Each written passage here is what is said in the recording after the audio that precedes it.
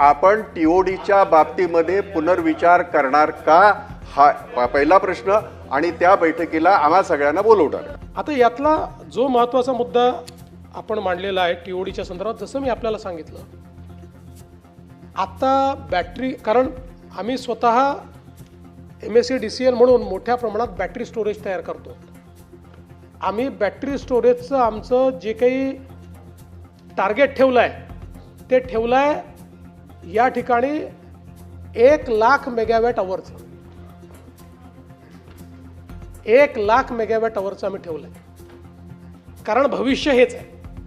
आणि आता रोजच याच्यामध्ये मी असल्यामुळे मी आपल्याला सांगू इच्छितो की आता बॅटरीचे भाव कमी झाले आहेत, त्याची टेक्नॉलॉजी बदलली आहे. आणि आपण जर माझ्यासोबत बसलात तर मी आजच आपल्याला सांगतो की बॅटरीत इन्व्हेस्टमेंट करून तुम्ही ओव्हरऑल जास्त पैसे कमवाल. बिना बॅटरीचे आज तुम्ही जे पैसे कमवताय ना, त्यापेक्षा जास्त पैसे तुम्ही बॅटरीत इन्व्हेस्टमेंट करून कमवाल. कारण एकच उदाहरण आपल्याला सांगतो, आता डेटा सेंटर्स येणार आहेत. डेटा सेंटर्सला ग्रीन पॉवर हवी आहे. त्यांना जर आपण 24 आवर्स ट्रेसेबल ग्रीन पॉवर दिली तर काही रेट द्यायला तयार आहेत. पण मी निश्चितपणे आपल्या सगळ्यांसोबत स्पेसिफिकली टीओडी आणि ग्रीड सपोर्ट चार्ज या संदर्भातली एक बैठक घे.